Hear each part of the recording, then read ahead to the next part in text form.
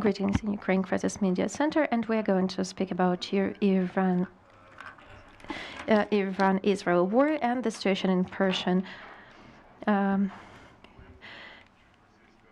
We quoted the impact, the factors of impact on Russian war in Ukraine and scenarios, but we are going to speak more narrow, not about the history, not about the scenarios of these conflicts. Middle East is mentioned here just for you to understand that scenarios can be different, but nevertheless, we are going to speak about the events which now we can see in the news. That is Israel-Iran war conflict, and I consider that it's a war. And the most important thing is the impact on the situation in Ukraine and Russian war in Ukraine. So that is a segment which I'd like to ask my participants to focus in the specific event. That is something that is at most interesting for us today because we are in Ukraine and we are interested in Ukraine. And I'd like to say that before I present our participants, I'd like to say I saw what you said, Vitaliy Portnikov. Today in the morning, I saw that it's a famous political analytician, and we also saw that Ihor Semyvolos was also speaking about this. Just representatives of civil society, they expressed solidarity and empathy to the Ukrainians who died under the Russian attack in different cities of Ukraine and also in the capital. And for us, it is the most important event on how to survive, how to protect the country, and how to win in this war. Let's move to our topic, and I have briefly introduced the participants, and I do not think that actually they need this introduction. We can see them with the assessment not only of this region but of the other issues as well. But if we're talking about the Middle East, so we can say that in Ukraine, we can say that we have just a few, less than 5 people in Ukraine who are really good specialists in this area and who can publicly express their insights on this matter. And I think that these various issues which are related to the war, we can see they are the best expert in Ukrainian media landscape. Maybe the exception could have been some intelligence experts, but that is my subjective opinion, personal perspective. So the things you will say is important not only for from the perspective of the interest of Ukraine and Ukrainian external affairs. We have simultaneous interpretation for the foreign audience, but also it is important to understand the positions we are going to talk about. And what is also important, I know that despite the fact that both of you are specialists and you have different angle on the situation, and therefore it is very important for us. So we will not have the discussion between the participants regarding the Middle East, but I will try to clarify some certain issues that for you to make a better assessment of the situation. With this, let me stop. And the first question, which I do not like when I'm asked this question, but nevertheless, I have to ask it. Mr. Vitaliy and Mr. Ihor. So what do we observe at the moment in general? The Middle East and Ukraine, that is the regional conflicts unfolding, or simply speaking, is it the beginning of the Third World War? Or we are still in some other point of time? Well, thank you. First of all, I would like to say that we have to express our solidarity to the people, but also I think that we have to express the solidarity to the family in Israel who were attacked by the Iranians. And we saw that people escaped from Ukrainian war to Israel, and the tragedy is absolutely different. The people went there for medical treatment. That was the last chance trip, and they just saved the money, and they went to for this very close person, to very close relative, to get the treatment from the fatal disease. And we have to understand, and we understand how difficult it is to say to those relatives who are here, to say goodbye to their relatives. And I think that, speaking of your question, I think it's not the Third World War, but there are the preconditions. So the possibilities to prevent the Third World War are possible, as well as they were before the Anschluss of Austria, and the way they were before the München meeting in 1938. And after the pact, Stalin-Hitler pact on non. But on this stage, after the Anschluss and during the discussion, this opportunity was in place. But in fact, it was ignored by the key players, and they finally ended with the real war. And by the way, Donald Trump behaves exactly like the Prime Minister of the UK at that time. So it seems like he exactly adopted those tactics of self-destructive behavior. So he just brought it to our times, and he is moving this way. It doesn't mean that he is not able to stop, or nobody can stop them, for example, American political forces, but he has chosen this direction. And I said that Donald Trump as president, in fact, that is one of preconditions of the Third World War. Here I'd like to clarify. Maybe let's compare with Roosevelt, who did not consider the participation of Americans. Roosevelt was not a key player. He was just a person who was not trying to do something. And they were the people who were the key players. They were champions. That was Prime Minister Valeriy, and they behaved in self-destructing ways. So I'd like to remind you that Roosevelt was not the head of the country which played such a role which the U.S. has at the moment. The Second World War made the U.S. who they are now, but nevertheless, the tactics, how they became, we can be speaking about Roosevelt during the Second World War, because Roosevelt's behavior during the Second World War is preconditions for the Third World War. But at that time, he was the person who created the precondition that were Chamberlain, and with Valeriy and Stalin. Thank you. A clear position with parallels of that period, and maybe the question, but maybe a bit more modified one. So if we consider the map of non-restricted flights at this point of time, we can see that how close this region is to Black Sea basin and Ukraine, in fact. So, in fact, it is one territory, but maybe kind of narrow line where the Turkish and the other airlines can use. And it was not that obvious that it's such a narrow way, but Mr. Ihor, you said that it's a serious issue.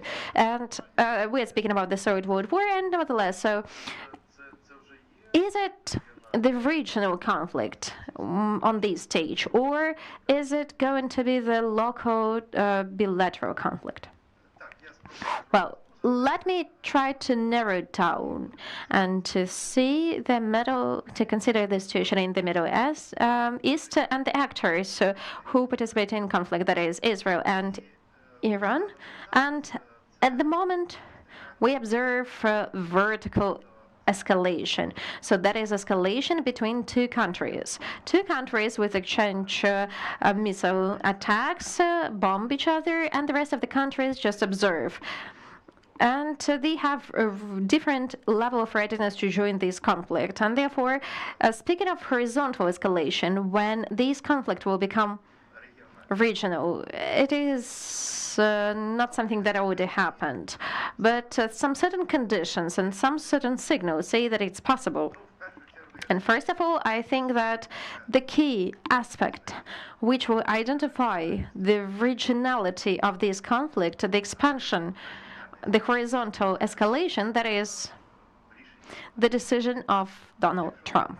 If Donald Trump and if Washington makes a decision to join this conflict directly, in this case, we will see the engagement of the other countries to this conflict, at least in tensions. We heard from Afghanistan and Pakistan. And we observe the move of the planes from China to Iran. At least we've seen 2 planes after the beginning of this conflict, and quite obviously these planes deliver some weapons, and definitely they're not bringing anything it's not a humanitarian assistance, although it can be maybe some humanitarian assistance, but nevertheless, at the moment, from this thing, we can see that the potential for expansion of this conflict on the regional level and even beyond it is present. Okay, clear. And I'd like to add to that. Well, I didn't say that from the beginning. Today, we are not considering in the international humanitarian law, the rules, because everything is destroyed. In my opinion, it's so destroyed that only some small islands are left, and that is something that is hard to rely. And here we can see when the wars are not announced, finding the beginning of the war and the end of the war is difficult. For example, I remember the 7th of October 2023. And if it was the beginning of if it was proxy Iranian war, and then it reached another phase. If we consider that as the parts, as the pieces, then that is another type of assessment. So here it is quite difficult to evaluate it, but I mean that some countries, they were somehow engaged, but if we consider now on this stage, the conflict after the Israel attacks and Iranian response, we still do not see some active assessment from the countries of the region. And also, from the side of the potential allies. So Iran has the Russian Federation, which they have signed, Mr. Vitaliy, that is a question for you. They have signed the ally agreement. It does not foresee some joint defense, but there are deep relation there. And you also mentioned China, and at the same time, Arabian world is quite often was responding very fast on different events and was consolidated against Israel. And no, that is not something I observe. At least I cannot see that from the Saudi Arabia. But they are somewhere, but they are not so radical. They were not as radical as they used to be traditionally. So therefore, I have the question to both of you: why it happens in this way? Why the Russian Federation is, maybe I do not see something, why do they not fulfill, for example, BRICS? They said that it's an alternative. And short-term, Shanghai Organization of Cooperation. Everyone is silent. Something breathing out. Some other planes brought the nuclear power stations staff, and Iran has in non-public discussions with the U.S. You say that Donald Trump, and I think that it's a bit broader than Donald Trump. I guess that is kind of a collective in this case. I think that is going to be broader engagement of civilians and military. But why don't we have such a fast assessment of the situation and the support of one of the parties? When you are assessing these agreements, there are no clear obligations. That is not even and where So, for example, as it happened in Armenia, so they happened when there was internal issues, like it happened in Kazakhstan. And if we appeal to some documents, we will see that and the way the international law was destroyed, and we can forget it about as factory because it's past, and we live in absolutely other world, and maybe there will be absolutely other country, and if Ukraine will remain, I think will remain, we will build another type of international law. If we will not, then the other countries will do that without us. But nevertheless, it's for the future. It's not for today. I mean, like Majogo, it existed before the Second World War, but we built or for example, Slovakia, headed by Tiso, it disappeared after the Second World War. So they will create international affairs after the end of this conflict. So our task is to survive, to be the part of this new concept. And so far, we don't have any kind of concepts. The second thing, so far, nothing unusual happened. So you've mentioned the 7th of October 2023. It was not something unusual from the point of view what is happening in the Middle East, because the conflict between Israel and Hamas or any other terroristic organization, that is the situation which occurs after Israel started to control in 1967 the Palestinian territories as a terroristic guard who creates the pressure on Israel. And in this way, it continued till the 7th October 2023. Even though it was Hamas attack was very severe, it still was in the framework of this definition. Now, nothing new is happening. And we have to be thinking not of the October 2023, but about April 2024, when Iran for the first time has attacked Israel, which has never happened before. That was absolutely something new, the attack. And after this attack, we can be speaking that countries are exchanging the attacks. Iran attacks Israel, Israel attacks Iran, Iran Israel, and now Israel attacks Iran, Iran is responding. But we agreed that we are not going to calculate who started the first. No, I'm not speaking about who started the first, even though Iran was the first one who attacked Israel. The first country which attacked was Iran. But now we are not speaking about that. Why the countries, let me return to the question. So why we don't have the unanimous support which we observed in 2023 in October, when different countries supported and stated that we have to counter these kind of approaches. They were saying that Israel is escalating the situation. The UN has there was it was not even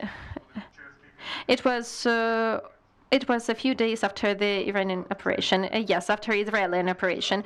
And after that, they started to be speaking the proportionality of the text. So the events of October 2023, it happened in the Arabian world, and therefore the Arabian world was trying to consolidate, because every leader of the Arabian country wanted to be leading their state. And now we have the conflict between Jewish and Persian states, and even Shiite state, and they are antagonistic and majorly in Arabian countries. And I'm not even saying that there is only one single country where Shiites are the majority, that is Bahrain. And even there they have the Sunni dynasty, which is in power, and that is something Iran is fighting against. So in fact, we do not have the real reason to consolidate with Iran for Arabian world, and Arabian world has never had the reason to consolidate with it, because it's antithesis for the Arabian world, and consolidation of Israel is not something relevant for them. And therefore, now we are speaking not about the Arabian countries, the Republic of Turkey, which is not the part of the Arabian world and can afford, and Pakistan, which is not also the part of the Arabian world and can afford to consolidate with Iran, at least in the paradigm of their resist to non-Arabian Indian. And the Arabian world observes in this way. We cannot be supporting Israel because Israel is an antagonist, but if Israel will destroy the opportunities of Iran by weakening itself, it will be something that the Saudi Arabia or any other country will benefit from. It's not something they say aloud, but I cannot say that they sympathize both the place. And okay, then when the Russian Federation they condemned the Israel, and in fact, we haven't seen anything, even though we've seen Iranian missiles and attacks and the Russian support to the nuclear program. Well, maybe this program it can be supported even though, but Putin is not going to support allowed Iran, even though the Ministry of Foreign Affairs of the Russian Federation they are supporting Iran and not Israel, and that means destroying the atmosphere of understanding which exists between the Russian Federation and the U.S. Presidents, and that is the first thing. And then the Russian Federation want to be the balancer in the Middle East because Putin needs to have his hands untied to position himself as the possible mediator for Donald Trump, as the only politician in the world who is able to speak with the Prime Minister of Israel and Iran, and in the same friendly manner, because there are no other politicians like that. Maybe Emmanuel Macron can be speaking to the President of Iran and Israel, but that is not going to be the friendly talk. Well, I guess we have to clarify this issue, because saying that it's just a bilateral conflict, and we can be doing that, but saying that there is no component from one of the countries, well, for example, there are no new actions from the Israel side, so that is, well, you know, before the attacks on nuclear objects, maybe not nuclear objects, but some centrifuges, the control of the air in Europe, it would have been perceived as escalation, catastrophic escalation. And in this way, the European countries acted. I remember how they were stopping Israel because you cannot be doing that. And now it seems like it's carte blanche. On the contrary, Iran and Europeans have stated that Iran has to stop. So from the perspective of the interest of Ukraine, it's good that the war is short, but considering the situation, it has changed. It has changed significantly, and now lots of countries have refused from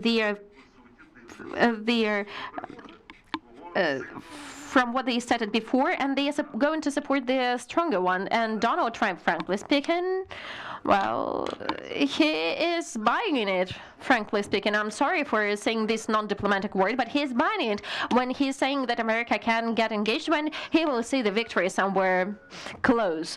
And will it remain bilateral conflict, or maybe, Mr. Ihor, there is rather other parties so which can, in the Arabian world, which can support Iran, or maybe they will perceive the situation in the other way. As you have said, you've seen some statements. Yes, I've seen some statements. So they were the statements. I think the key one was of Crown Prince of the Saudi Arabia, the leader of this country.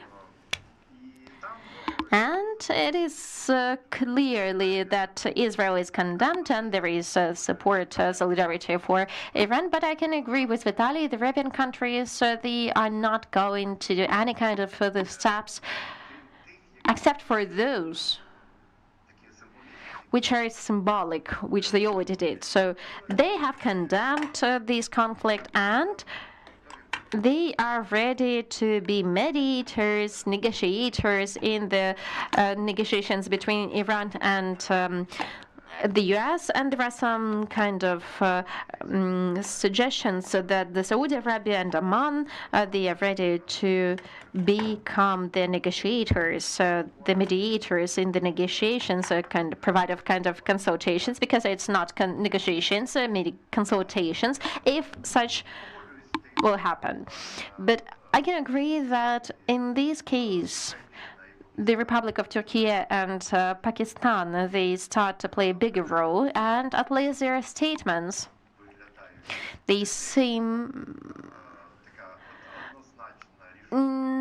they do not look like the decision to join this conflict, but their statements are louder than the Arabian countries' statements. Well, in fact, all this story will have some development, and that will be the voting on the General Assembly, and we will see the clear picture on how the world, non-European world, responds to this conflict. And in fact, we do not know how the European world is going to respond it when they will have to vote. And that is a key question, whether the US will participate in this conflict, because that is a basic question which all the analytics and the experts have, because that is the radical, drastic change of the situation. And why do we need to engage the US? As far as I understand, you mean the military engagement. Why? Because Israel is quite successful at the moment.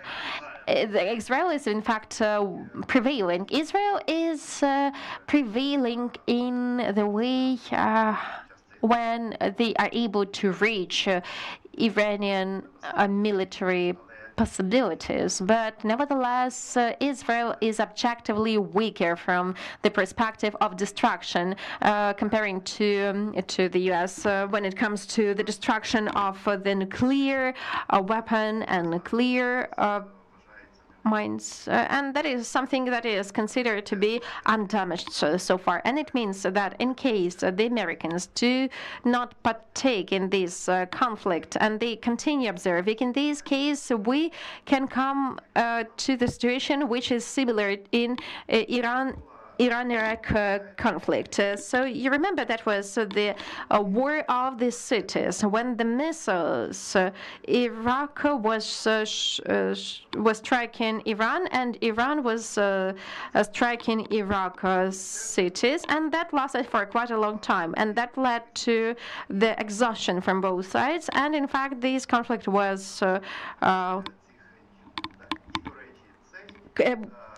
stopped after such exhaustion. And this episode of Iran-Iraq war, it became the trigger for Iranians to modify their missile program. For them, that was a very significant element of the security, considering those very painful experiences they received during the war. So here I have the question.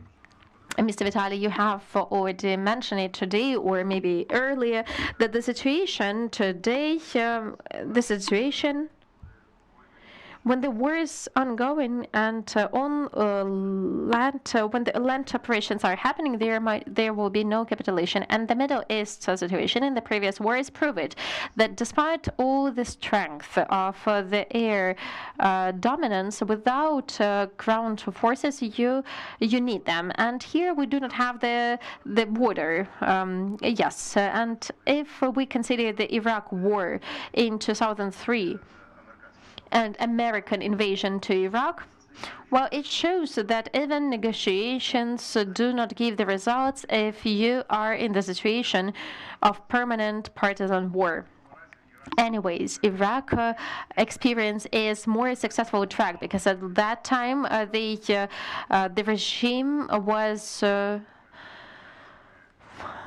But before the Americans, before that, Saddam Hussein, at least he had the control over the biggest part. And moreover, when we're talking about the joint border, we have to ask ourselves, so what? Because we have the border with the Russian Federation, but the Russian troops are stuck where they are, and non-dominance in the air doesn't help them, as well as the drones do not help us. If the ground forces are not able to resolve, then the borders mean nothing. And when you have no borders, in this case, that is then the question to the strengths of the regime when it comes to resilience, not to the external enemies, but to the internal enemies. So in these conflicts, we can see the strengths of the power mechanisms. And Iranian regime is built according to the best models of authoritarians, because they do not have just army and power, but they have the part which is protecting the the power from army. And I would like to remind you another thing, which Mr. Ihor has already mentioned partially when we were discussing Iran-Iraq war. Current Iranian political elite is not the elite of the political revolution. We have lack of understanding that not Islamic revolution of 1979 has brought these people, but the war. Why am I reminding? Because that is a picture of our future. In Islam, stated there was three elites. The first elite, which removed Shah, and that is elite from Ada Khamenei was the similar elite from imams to the communists from Ida party, and the head of the first post-revolutionary army, Mahdi Bazarkhani, was the head of the first and who was a conservative. And the leader of the Iraq, Karam Sanjavi, was heading the external affairs. The second elite is the fighters about the Islamic theocracy, and majorly they were distracted to the terroristic attacks before the Iran-Iraq war. And the third one, the people who were brought up in the war. In the Russian Federation, why do we need to understand it for the future? In the Russian Federation, they had two elites. The first one is 1919's Yeltsin elite, which partially was moving away from the pedestal into southern tense, different representatives. But in around 2007, 2008, they lost their power. And the second elite, that is Putin's elite, which helped to make it solid, this regime, and it is now in the Putin's hands. And now we have the third elite, that is the one which is similar to the Iran-Iraq elite, the radical elite formed by so-called SVO. And with this elite, more radical, more severe, the Ukraine will have to deal in 2030 to 2050s with their children. Well, elite is like it's kind of establishment. Well, they will be people who will approve the decisions on the future of the neighborhood of the capitals, which will be lucky to survive.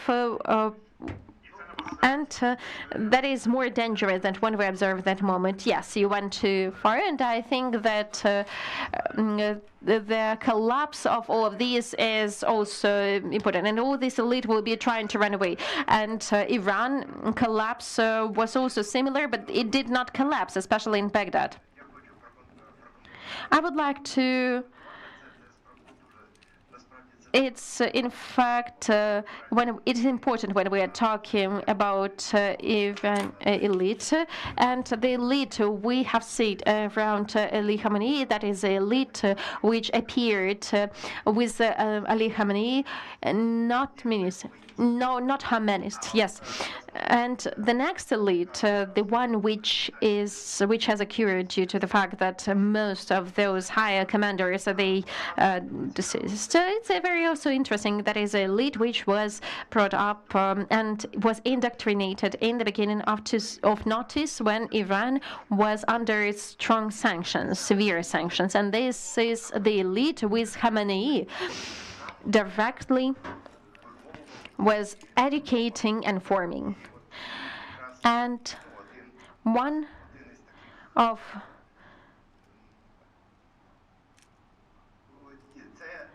this is the elite which has 50 years, around 50 years, and maybe 2 years ago, after the death of Ismail Haniyeh, murder of Ismail Haniyeh, the conflict between these groups was obvious, and then the old elite was blamed in betrayal, in corruption, and many other things. And as of now, this new elite can take the place quite fast. The positions of the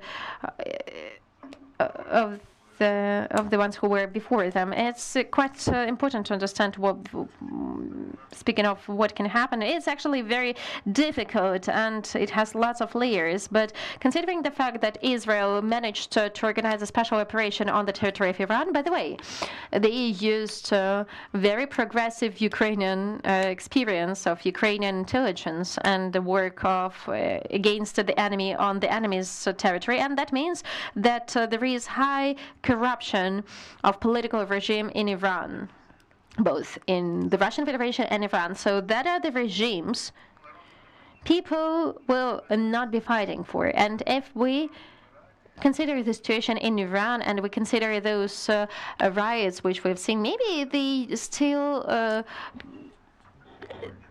we still cannot see some kind of consolidation around the government. The same thing I can say about saying that in the Russian Federation, after they have made millions of people and they control everything by police officers, we cannot assess it, in fact, but it's a very similar situation. So what it can happen that the regimes will change, and it can affect the situation with the wars. And here I would like to come to the part of the factors of war. So we do understand that we cannot say, in fact, we cannot forecast whether it's going to be a long war. So we are talking an Iran-Israel war. Whether it is going to be long or it is going to be short, but nevertheless, even on this short stage, we can see very efficient factors, and the factors which are weakening the Russian Federation or the enhancing Ukraine. So what is obviously discussed, so let me start with this, even though I'd like to be speaking about more other levels. So what is discussed? For example, oil. Well, we take the scenario that the high oil price, in case we continue this war and in case we make the further steps, and Iran will close Brusco Gulf, where 25 OPEC oil go through. And I do not know how Iran is going to do that, because they have to trade as well. But this scenario is considered. Then the oil price is increasing, and in this way, the Russian Federation is able to finance the war better against Ukraine, because 1/3 of budget of the Russian Federation is oil. And if this export is not controlled, how it is at the moment, it is shadow one. Embargo doesn't work well. The European embargo doesn't work well. That is a factor of the financing of the war. So I do not know whether it's worth mentioning oil. Yes, please. So I think it's quite obvious that there will be some high prices on oil, and many people take into account the risks and the high intensity of this conflict, the bigger attacks on oil sources or on oil bases or on oil processing factories. So these kind of strike will push the price up. But at the same time, yes, absolutely correct. If there will be no existential situation for the regime, when you win or you lose, and if they will cut the way through Hormuz Gulf, and they will do it only if the Americans will start the war against Iran, then in this case, the risk to face Americans in the sea is not so important. It's not so serious, because so far Iranians understood the risks of provoking the Americans, that they are not touching any of the American bases. They are not conducting any kind of steps against the Americans. And if Americans do not use a weapon against Iranians, Iranians are not going to be the first one. Then the question regarding the weaponization. I think 20,000 missiles is something that was spoken a lot about, and that are not missiles and also anti-aircraft systems, which is going to increase. But I'd like to speak about the question which you are discussing regarding Azerbaijan, that are refugees. That are the opportunity of the refugees, and whether it's worth to get ready for the camps of the refugees in the southern Caucasus, because if there will be refugees, they will be all around Europe, and that can be also a big problem, which is similar to the one which we had during Syria war. But yes, please. I'd like to clarify here, which in my opinion is more important, and it is about nuclear weapon, because we need to ask ourselves the weapon, whether the Russian Federation is really interested for Iran to have the nuclear weapon, and why. Why the Russian Federation needs the faster nuclear program, and why the Russian Federation is much calmer about nuke program when the Russian Federation was ready to participate at the processes of postponing the launch of it. And Adolf Hitler, when he was discussing with his allies the final decision on regarding Jews, and he was proceeding that there will be no political consequences for Germany. But who remembers Armenia and 1915? In Armenian dictionary, it is said that it's genocide of Armenia. Putin was never trying to do something first himself, but he needs the international situation to be changing, and in this case he said that that is a case law, and he said that okay, Abkhazia is similar to Kosovo, but you didn't say that the international humanitarian law was violated. We are responding the way how you do it. Why it is allowed to you and not allowed to us? And here the same thing. If Iran will get the nuclear weapon, Iran will get nuclear weapon, and they will conduct nuclear testing on the territory of Israel. How they would do? They would just throw a bomb on Israel. That will be called, it's not probing. That is how they are going to call it. So that will have for the Russian Federation the opportunity to organize such events in the territory of Ukraine. Putin doesn't want to be the first, because he knows what does it mean to be the first when it comes not only to the reaction of the US, but also the RCP. But if it will be normal, Iran, when protecting from the existential crisis, so they used nuclear weapon, and what happened? Nothing. And it will not happen to us. So that is just the norm of how military actions take place. We defended Donetsk citizens from the destruction, and therefore, if Iran will get rid of nuclear weapon, of the opportunity of creating it, at least for Ukraine for the next years,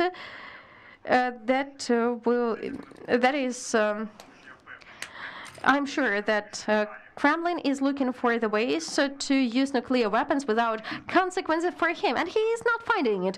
And as Russians do it all the time, they want to enter from the black room to a well-known room. Well, I can agree that it's a Pandora box, and first he opens one box, and then he wants to open the box with the other hands, and he is using only not his hands. Yeah, but there is another thing. In 2022, there was a discussion. We were not the witnesses of that, but many people read about it and speak about it. Also, intelligence say that the Russian Federation was ready to consider the tactical weapon. There was no situation with the Russian Federation, but they didn't do that. And what could have made the situation easier if Iran uses Iran plus Trump, another administration, and another case? Well, let's agree that it's not just certain. No, that is ironic bluff. No, that is a horrible, severe attack, which in this case will destroy everything, and it will definitely lead to response of Israel. I call it probation, a test, so-called test, because Putin calls it, yeah.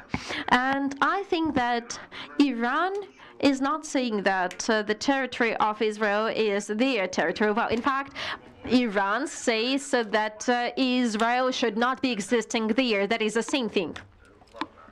Okay, fine. I guess I do understand the parallels, but once again, speaking of what Mr. Ihor has said, that would have been very weird, because Iran will use weapon against the production, against and they will use the weapon, and they are fighting against the usage. So it doesn't mean that Iran has weapon. No, if we didn't have, if there was no this operation in place, this weapon could have appeared, and much faster than we can expect, because the Russian Federation would have seduced Iranians to have it as fast as possible. Okay, but very briefly, or Mr. Ihor, I will ask you. So, okay, in this case, hypothetically, if it happened, well, maybe you can tell us. So, I'm sorry, is it possible?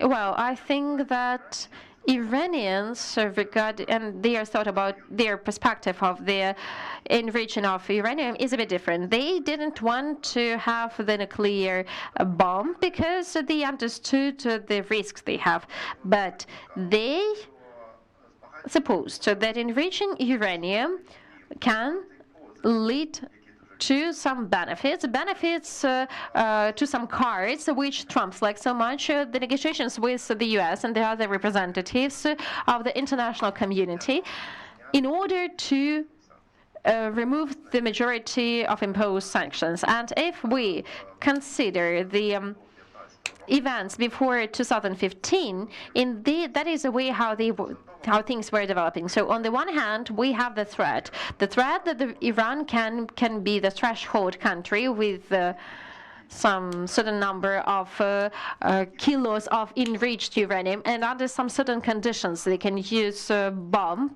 And at the same time, Iran has the option when sanctions, which were imposed, the first ones, in 1979 and later, they are removed, they are cancelled. Iran returns to the civilized world.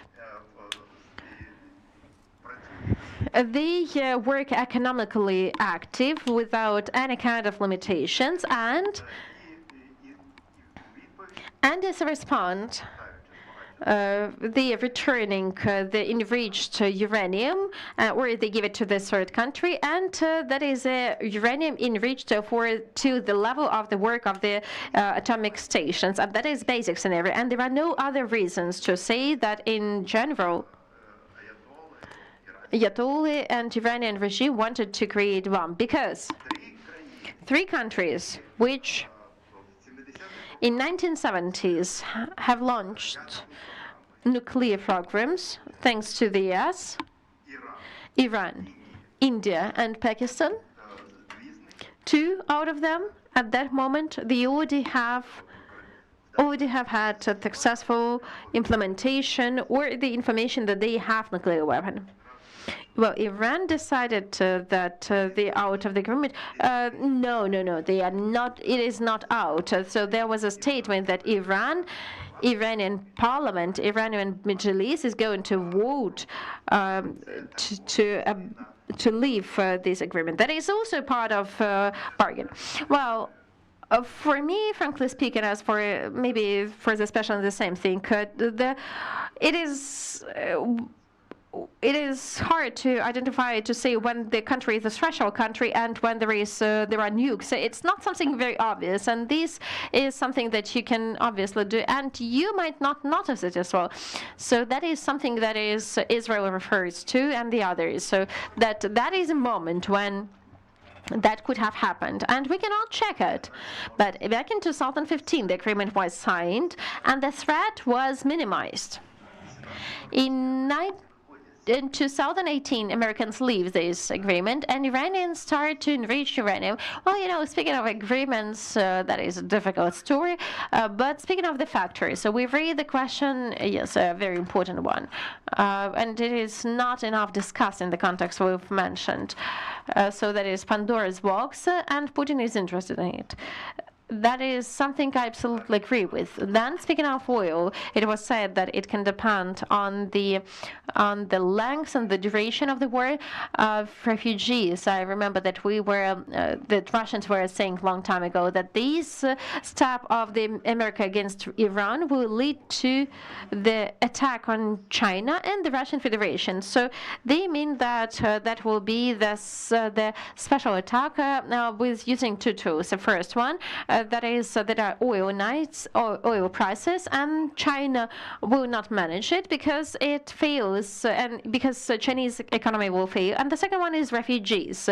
29 million of Azerbaijan nations.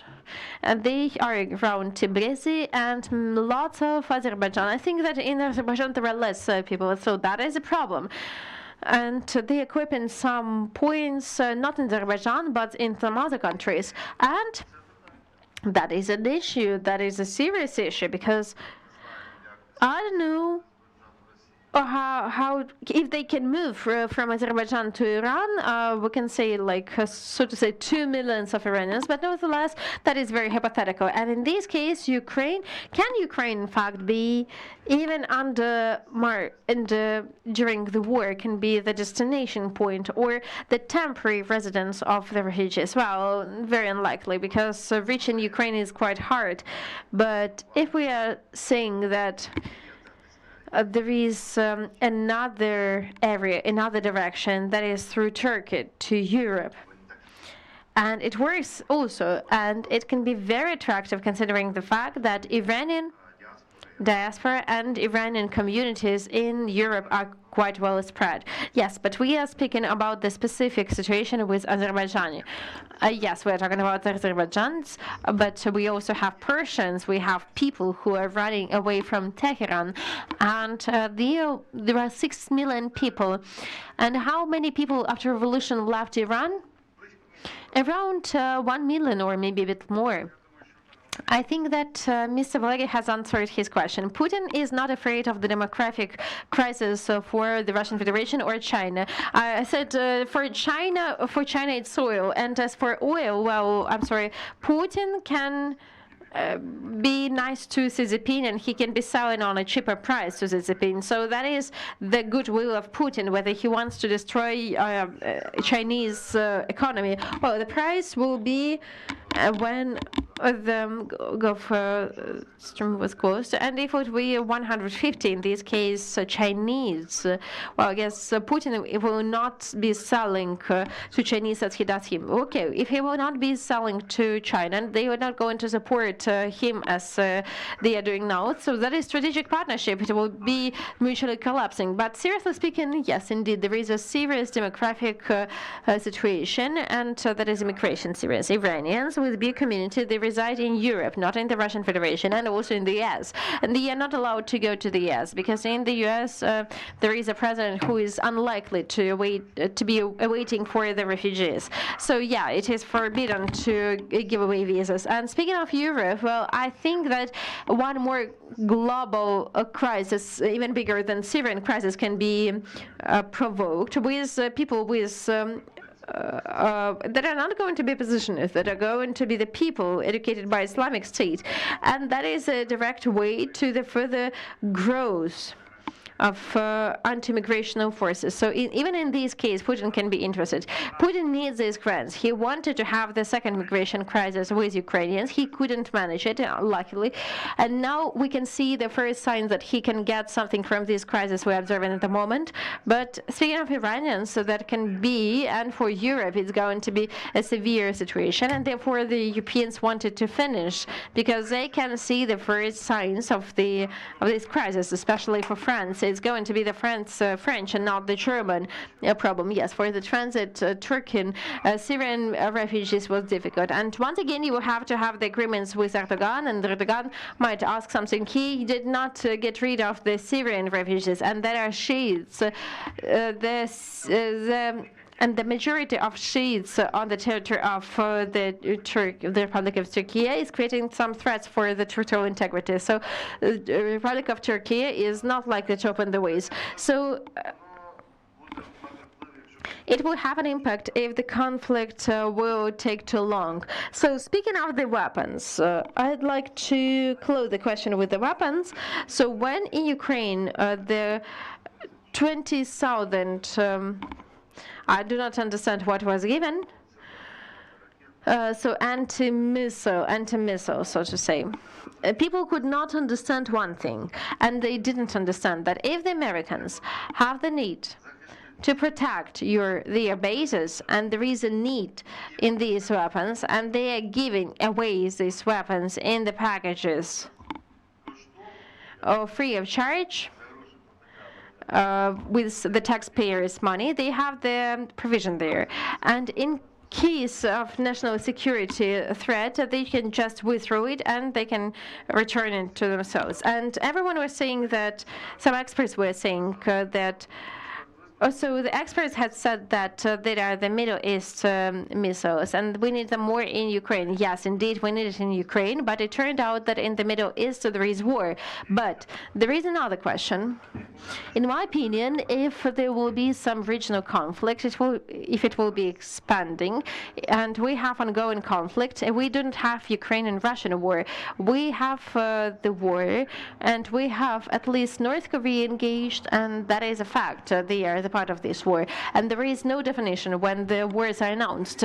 So the Northern Korean participates in the war against Ukraine. Belarus, with their territory, is attacking us. So according to the old terms, that is the participation in the war. Now it is not clear what it is. And now we have another question, whether it will be enough, even the weapon we have produced for two full-scale wars, if in the Kitai the resilience will occur. So the competition for weapons is going to be crazy, and there are some nuances in pricing. The prices will not definitely grow very fast, very rapidly, but the fact that the competition will happen, and where this competition, where this weapon is produced, M15, we use M16. So today we've seen how the helicopters plane helps to prevent the attacks on the health of the civilians, and I think that it is going to be a factor. So the access to the war, it will be more difficult, and therefore it's really a pity that the president of Ukraine, Volodymyr Zelensky, did not meet today with the U.S. president, who left from G7 with unclear situation. Yes. Well, in fact, it's clear why, but nevertheless, he left, and now we are not able to be speaking of the procurement of the weapon. So we finished with the weapon. We have named a few factors. Ms. Igor, what else can you see?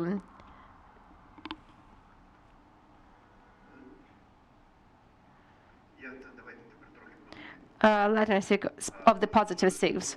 Something that lots of things have happened.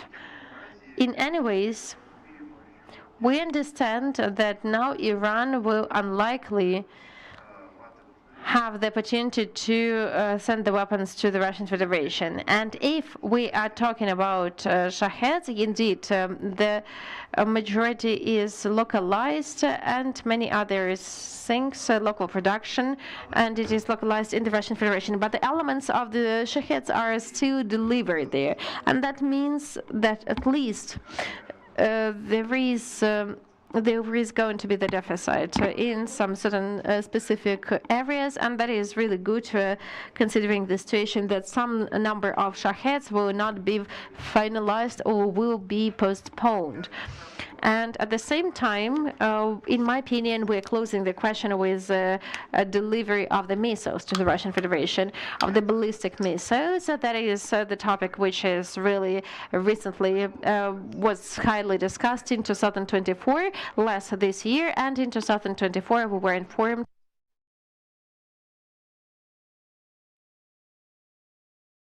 that through Caspian Sea, the part of the missiles were delivered, kind of. Iranians did it for the Russian Federation, but they did not transport the launch system. So we haven't seen these missiles on Russian front line in Ukraine. But nevertheless, we can put a dash here. That's it. These missiles will not be properly delivered, and even no risk of these missiles. Weakening of the ally. Anyways, whatever it happens, from the rational perspective, considering this conflict, Iran is weakened. Iran is continue weakening further. So that is a signal for the others, for those who signed the agreement, for those who were focused on the Russian Federation, that the Russian Federation can protect them, and that is a signal that the Russian Federation is not able to do that. That is, so to say, one of the signals, because in fact, we had quite a lot of these kind of signals. We can remember Bashar Assad's regime, and that is a very good sign when agreement was signed and when they gathered, so to say, they were washing their boots in the Indian Sea, and from there was a transport corridor south-north, and there is nothing like that at the moment, and nothing like that is planned. So there are some positive things which we have to mention, but still the risks are prevailing. Mr. Vitaliy, what do you observe? What kind of problems? So speaking of the fact that indeed there are the positive aspects of the weakening position of Iran, because the Russian Federation is not a global country anymore. Without the contingent of the Russian troops in Iran, and the Russian Federation doesn't want to support Iran, but they are suggesting they are mediators. And Viktor Chernomudin once come to Slobodan and Yevgen Milosevic to Saddam Hussein, but everyone understands that they cannot help them. They cannot be just persuading to be more rational. And the global state and regional state does not behave in this way. They are helping their allies to protect their positions. And when Putin, instead of helping Iranians to protect their positions, says that you will have the meeting with Netanyahu, it's fine. It sounds weird when you are speaking about such a strong leader who wants to have the equity with the U.S. So why do they have these ambitions when in fact you can do nothing? Another important thing, and maybe they just do not want to be doing that for the war to be unfolding. Maybe they don't want, but maybe they can't. Let's imagine he can. So will he be able? No. So once again, I would like to return to what we started with, that you saw this bottleneck through which the planes can fly.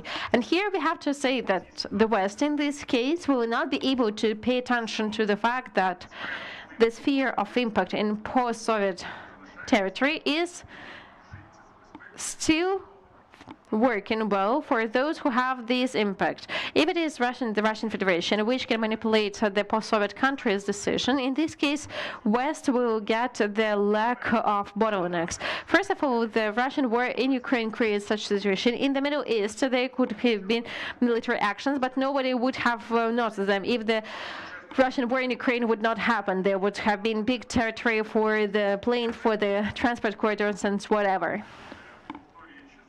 And now, repeating Stalin, how many Georgia and Armenia have divisions? Not many, but if the Russian Federation has the full control over the Armenian or Georgian power, and they say that we are closing our air space because we are afraid we are not secured, so there is no bottleneck. But the Russian Federation, it was playing, you remember when the first time they suggested to have an impact on the state of Central Asia, to create the military bases, to attack Afghanistan. And then they made them leave by the changes, political changes. And luckily now that is Xi Jinping who is now in Astana and who is telling how it is good to cooperate between China and Middle Asia. So in fact, that is the key meeting of the decade. So in this case, the RCP will not give the power to the Russian Federation. And as for Caucasus and Ukraine, that is a single territory, in fact. And we know this geographical map you can be bringing to each conference and can be shown to our Western partners and saying that, you see, we will not have it anymore. So you, with your own hands, you have made the expansion of your own sphere of non-impact, thanks to the countries which wanted to resolve their problems themselves, because we're not talking about the US to be acting separately. We're saying give the opportunity to Georgia, Armenia, and Azerbaijan to be deciding their destiny, to understand what kind of corridors they suggest, not allow the Russian Federation to do what they want. So that is something we require from the West. But considering the current situation, when we are speaking of the military conflicts, just give us the opportunity is not enough. Give it the opportunity of the personal engagement, not just give example, but take part in providing sovereignty of this territory, because sovereignty of these countries, that is the issue of your political and economical survival. So we cannot say that the US did not see that prior to this format of the Central Asia 5+1, and I would like to announce that tomorrow in this hall we will have the separate discussion about Central Asia and the countries and how we can be interacting with it. So I think that that is something I'd like to leave for further. I want to say about Caucasus. Well, Caucasus is not so big. Yes, it's not big, but that is Ukraine, Caucasus. Yes, it is political, obvious, and important, but Central Asia is quite close. And here we have the picture that, for example, if now we consider this map not from the U.S. perspective, where the U.S. is in the middle, but in the way how we can see it. In this case, we can see that the key development of the events in the world and the main decisions will depend on how, I don't know how it is going to resolve. Now it is a single place, a single space. With the Russian Federation, with Ukraine, Caucasus, and the Persian Gulf. You probably have forgotten that we lived in this single space, and we were not children. I even remember, not this exact one, but at some point there was, it was somehow imperialistic, even before the Soviet Union. So don't you think that we have, so to say, we usually said that north, south, aren't we going back to this line, west and east? When on that side we have the RCP and to Iran, and from this side we will have the Western world. Maybe that is some kind of process of forming of two-polar world and Ukrainian houses. So I'm constantly saying that that is related to the results of the Russian war in Ukraine and now Israel-Iran conflict.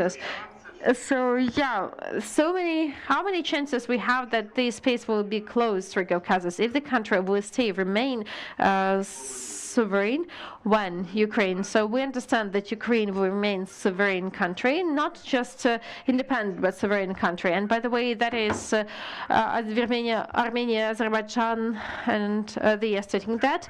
And in fact, that will give you the opportunity to create bipolar world, and that is going to be bipolar world because we are going to see the border of the RCP there, and through that border the flights will be going because. And if Ukraine will lose, in this case, that is multipolar world where Moscow plays quite a significant role, and there might be some smaller players. Moscow, which in this case can say that they have some, they would like to get a bit of Europe, yes, and if the situation is the way how it is now, status quo. In this case, we live in chaotic uncertainty. Okay.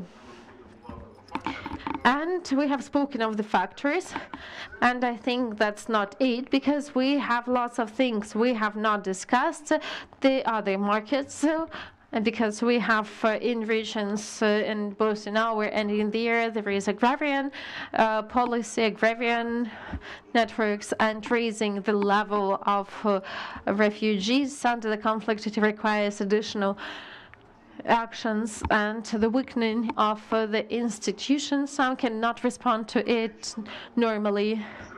And Israel is a kind of police officer.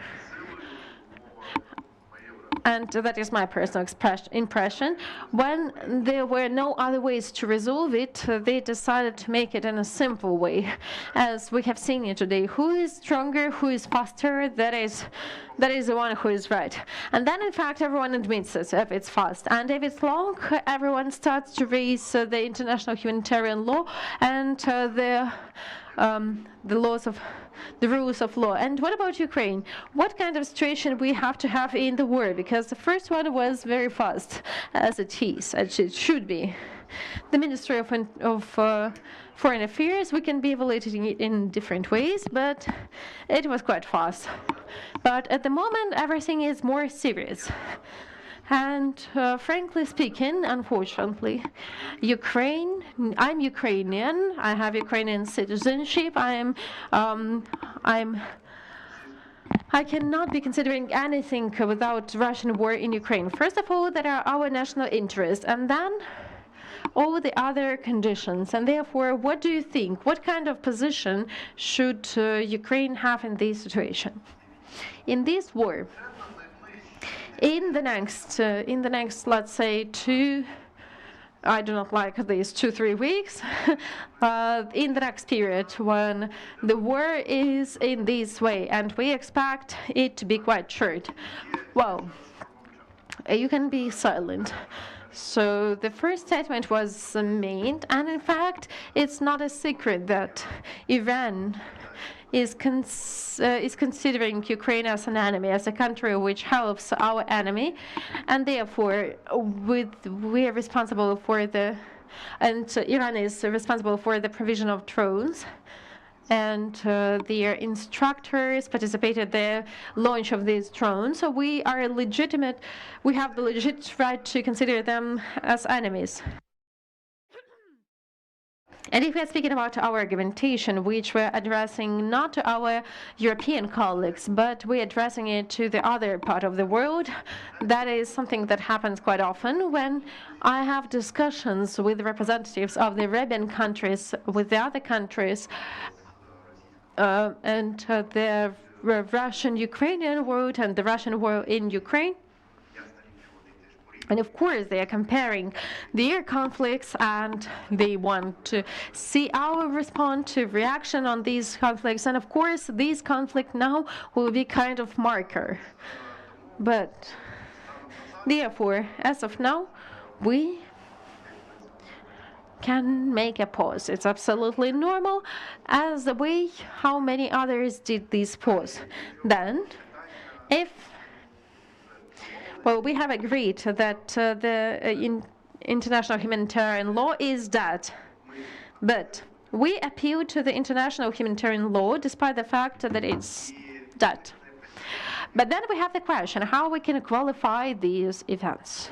Who, in fact, started, how they started, and according to the resolution from 1974, General Assembly, it is qualified as aggression, act of aggression, and so on and so forth. But then we have the right for self-protection, and whether it is preventive or whether a preventive attack can be considered to be a self-defense. So we are on the ice, which is very difficult to explain, especially considering Russian propaganda, which refers to the right for self-protection and preventive attacks, and that it meets the UN statute. and Charter. So that is a problem. But I think that in this problem, we have to understand that despite the fact that Iran is our enemy, and we want Iran to lose, we have the right for that, and legally think our position has to be perfect.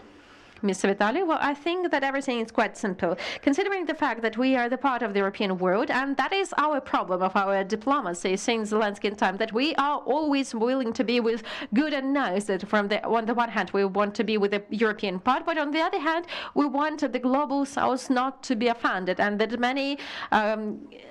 many conflicts were on us, and as it happened with Vucic when we invited Odessa, and we didn't invite Osman, the head of Kosovo, the president of Kosovo, and he used this opportunity to be speaking that he is not betraying the Russian Federation. We have to be professional. We have to approve our position with our key European allies, France and Germany, and the forwarders of the assessment they are going to provide. But at the same time, we should not give the opportunity to the other allies, like the US, to show that for them to show that we are unfriendly for the US in the Middle East. Because if the current administration will be able to show that Ukraine is on the other side, which is principle for many citizens in Ukraine, and that is the justification why we don't want to be supporting them, and that is the reason why we perceive them as Iran and not as Israel, because for Trump it is important to show that Iran is Ukraine and the Russian Federation is Israel, and that it is clear what we are doing. We are saying to Iran that you accept good suggestions, and you are saying things the same to Ukraine because you do not have cards. Well, we have to be saying that we have cards because we are the part of the absolutely different organism, and that is the position we should have with the European one, considering the fact that we are not able to give the opportunity to the U.S. administration to use our narratives with their propaganda. Okay, so that are absolutely two different approaches, and therefore Ukraine will have to have the closed meeting and to understand how to position ourselves on this territory, because even considering the fact that I show in this conflict it is dead, nevertheless in the Russian Federation is dead in this war. They are not following the rules of the war, but nevertheless we have to be relying on something because we have nothing instead.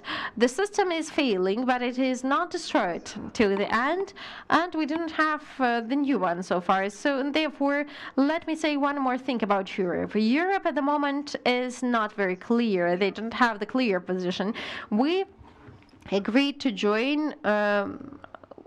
It was our decision to join the joint external affairs to the European Union.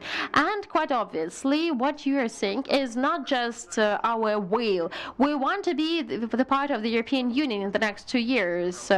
And the Prime Minister has said when we will be able to do that. In 1-2 years, we will be there. Okay, so in this case, we have to take these responsibilities, and Ukraine did it all the time, and therefore Israel was not satisfied with it, because we are quite often on the European position, which is afraid of refugees and makes a pressure on the Arabian countries. But Europe is not alone. There is Orban, who can pop up with his position, and that is coordination with the key allies. Okay, so in fact the EU and the UK, yes, not the EU, but France, Germany, and the UK.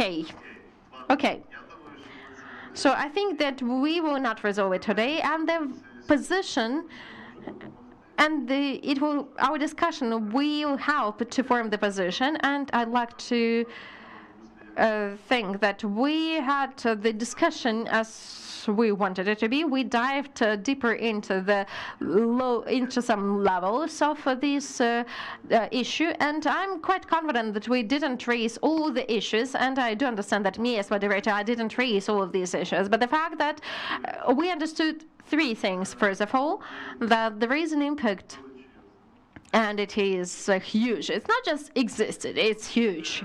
It's tremendous. And the second thing is that from the negotiation perspective, the Russian Federation, Ukraine, that is weakening or enhancing the position. And the third thing is that it depends, first of all, let me conclude, it depends on how long this war will last. So the specific one, it can last 1 month, but it's absolutely different when it lasts a long time. And briefly saying, we will benefit from the short war, and the fact that I share this position. Iran is not a friend for arms. So when they when they hit the civilian missile and they killed the general who we found it, and they paid nothing. They did not allow us to investigate who created this situation. In this case, we have forgotten already about friendship, and even despite the fact that Iran had very long-lasting good relations, and not Ukraine started to feel them, and that is something you have to understand. And the destruction of the missiles, which could have been in Ukraine, that is also positive things. By the way, what the Russians say, the Russians start to spin this topic that the missile which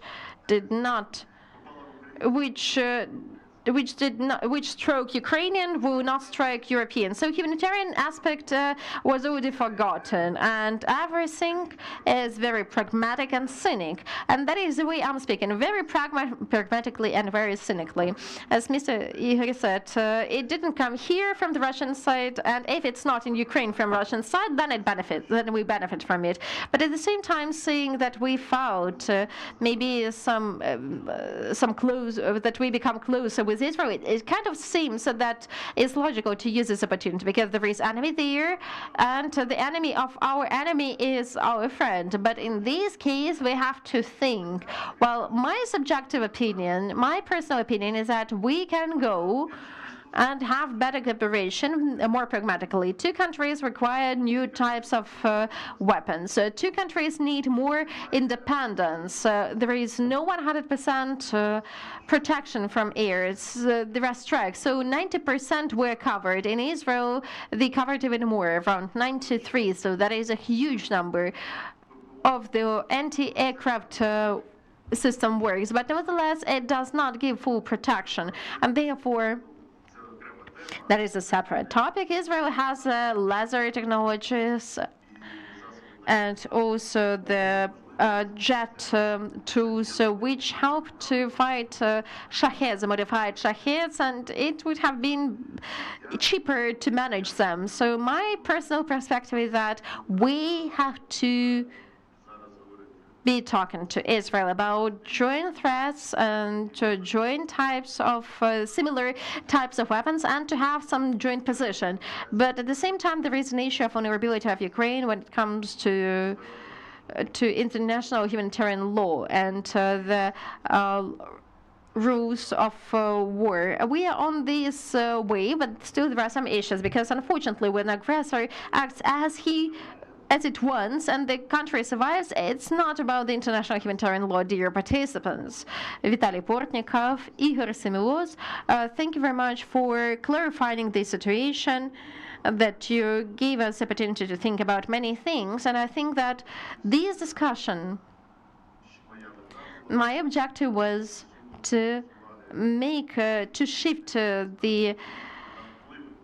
shift our focus to the impact, because the main war which the situation depends on, not only of our region but also of the world, as Mr. Vitaliy said, and what it will be like, that is Russian war in Ukraine.